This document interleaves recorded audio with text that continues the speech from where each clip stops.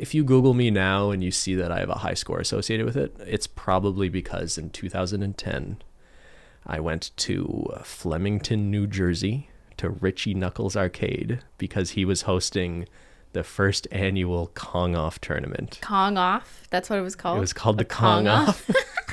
So I showed up to that, and I put up a pretty respectable score there. Which was? I think it was like 800,000, a little over 800,000. And 800,000, just to give a reference category, the top people in that documentary were getting like 800,000 or $1 million when we watched that documentary. I think, in the documentary, that 1 million point threshold was really important. At that time, there were like 2 people in the world who could get 1 million points on Donkey Kong. By the time the Kong Off was happening, a few more players had come onto the scene. Right. A plastic surgeon from New York, I think, actually had the world record at the time. Hank Chen, yeah. Oh, he was really good with hand-eye coordination. Exactly. That makes sense. He's actually a really nice guy. And even though I'll say, like, I wasn't really involved in the community online, like, a lot of these guys would just, like, hang out online all day, streaming each other's gameplay and talking and coming up with strategies and stuff together. I didn't look at Donkey Kong as, like, a social thing or a way to make friends on the internet so much. I just kind of wanted to get really good at it. And it was almost this thing where I didn't want anyone to know I even did it until I was really, really good at it.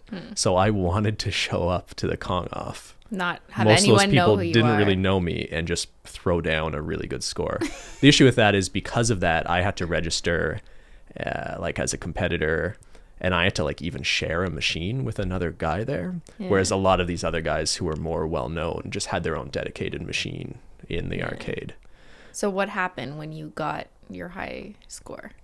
I got my high score and I vanished into the night, never to be seen again. While you were there, did you meet those other top players, like the guys from the documentary? Sure, Billy yeah. Mitchell or Steve? So I had talked a little bit to Hank, the world record holder at the time before, because I had a friend in New York and I would occasionally go down there, and that's where he's from. And I had asked him, just like, are there arcades in New York I could play at when I'm down there? Because at that time I was trying to get my hands on practicing on a machine, so I wasn't just playing on an emulator on my computer. Just for my own reference, what stage of life were you at? Was this in high school or university? It would university. Like early. So we're talking 2009-ish. So you're like 20 years old or something like that. Okay. Yeah, we're in the middle of undergrad. I'm just picturing you driving to like some random town to go play. Driving to New Jersey, driving to New York. Yeah. So I talked to Hank, the world record holder, a bit, and I appreciate that guy, and I should thank him in a way, because the legitimacy of I never really submitted scores in any sort of official way. There was actually a pretty rigorous process by which you were supposed to record your full gameplay, submit it to Twin Galaxies or some other online database, have like a referee watch it. I never really did that because I just knew myself that I felt comfortable with my scores and I didn't really care about other people's recognition. But I know I can still find, and I recently came across it again on some of these forums, Hank sort of standing up for me in a way and saying like my score should be recognized as legitimate because based on the gameplay of mine he's seen, he knows I was a legitimate player, not someone faking it somehow.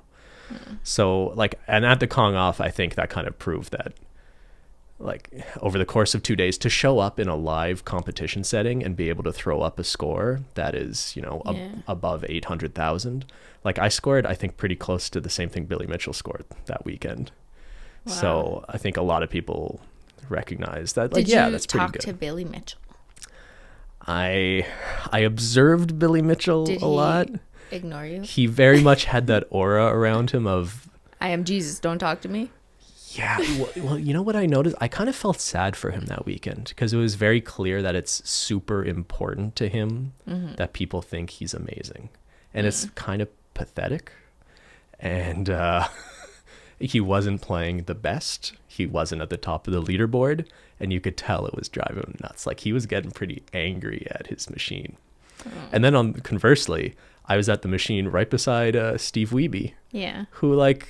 Yeah, it's intense and you're getting into it and you're trying to throw up a great score. And I actually got good footage of him getting a kill screen and getting a high score at the end of the weekend.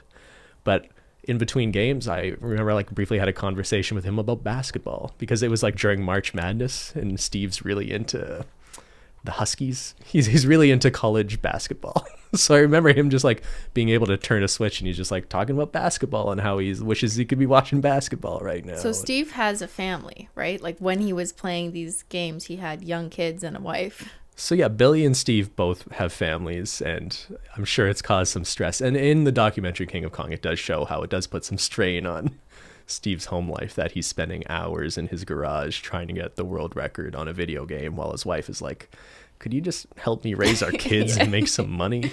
Yeah. And it's kind of embarrassing. Actually, that's a good question. Was anyone making money from participating in these competitions? Like, did you guys have sponsors or something? There were... No one was making money. People are doing this for the love of it, but Richie, the arcade owner, I remember, he's an interesting guy. He's like a former punk musician. Actually, if anyone knows how to get a hold of Richie Knuckles, let me know, because I'd love to buy Why? If no, I could you're not buying any machines. If I could get my hands on the Donkey Kong machine that I actually played on in New Jersey, or one of the Donkey Kong machines that were used at the Kong Off, I would love to get my hands on that. Where are you as gonna a put keepsake. We don't have any room here. We got some room. I'd find a place.